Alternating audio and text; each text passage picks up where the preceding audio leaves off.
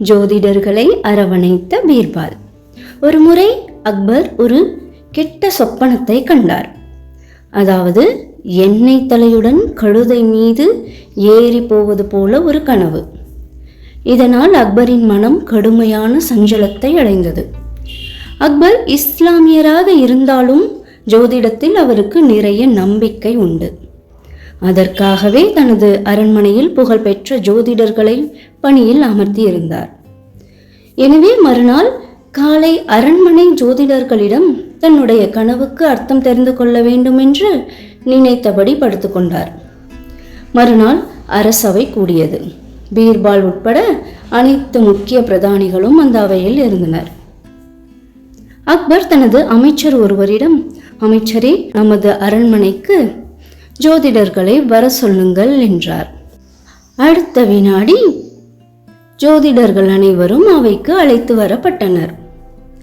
அவர்களிடம் முந்தைய நாள் இரவு தனக்கு வந்த கனவை விசாரித்தார் அக்பர்.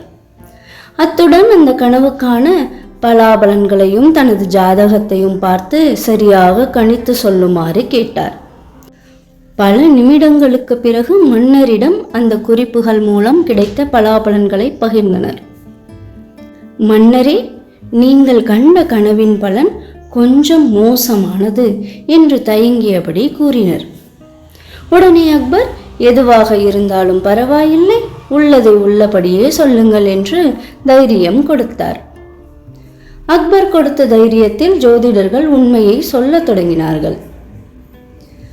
பேரரசே, உங்கள் உறவினர்கள் எல்லாம் உங்கள் கண் முன்னாலேயே இறந்து விடுவார்கள் என்பதுதான் தாங்கள் கண்ட கனவின் பலன். இதைத்தான் உங்களது ஜாதகமும் சொல்கிறது என்றனர். ஜோதிடர்கள் இவ்வாறு கூறிய அடுத்த நொடி அக்பரின் முகம் சிவந்தது. அவரது மனம் ஜோதிடர்களின் கூற்றை அங்கீகரிக்கவில்லை. ஜோதிடத்தை கற்காமல் இங்கு வந்து ஏதேதோ உளறுகிறீர்கள், இனிமேல் உங்களுக்கு இங்கே வேலை இல்லை, ஓடிவிடுங்கள் என்றார் அக்பர். ஜோதிடர்கள் பரிதாபமாக பீர்பாலின் முகத்தை பார்த்தனர். அவர்களின் எண்ணத்தை குறிப்பால் உணர்ந்த பீர்பால் ஜோதிட புத்தகங்களை கையில் வாங்கினர். சில வினாடிகள் அவற்றின் மீது தனது பார்வையை செலுத்தினார். உடனே அக்பரிடம், அரசே, பலன்கள் மிக துல்லியமாக தெரிகிறது. உங்கள் உறவினர்கள் அத்தனை பேரை காட்டிலும் உங்களுக்கு ஆயுள் அதிகம் என்றுதான் பலன் போட்டிருக்கிறது என்றார் பீர்பால். பீர்பாலின் வார்த்தைகளால் அக்பருக்கும் பரம சந்தோஷம். இவ்வளவு அற்புதமான விளக்கத்தை சொன்ன உங்களுக்கு என்ன பரிசு வேண்டும், கேளுங்கள் என்றார். தங்கள் ஜோதிடர்களை வேலையை விட்டு நீக்கக்கூடாது, அதுவே தாங்கள் எனக்கு தரும் பெரும் பரிசு என்றார் பீர்பால். அப்படியே ஆகட்டும் என்றார் அக்பர்.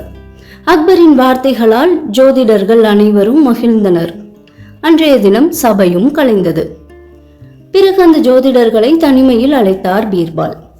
அவர்களிடம், நீங்கள் சொன்னதன் அர்த்தமும் நான் சொன்னதன் அர்த்தமும் ஒன்றுதான், ஆனால் பாருங்கள், சொல்லிய விதம்தான் வேறு. நாம் சொல்லும் எந்த வார்த்தையும் மற்றவர்களின் மனதை காயப்படுத்திவிடக் கூடாது. ஆகவே எச்சரிக்கையாக பேசுங்கள் என்று அன்புடன் அறிவுரை சொல்லி அனுப்பினார் பீர்பால். நன்றி.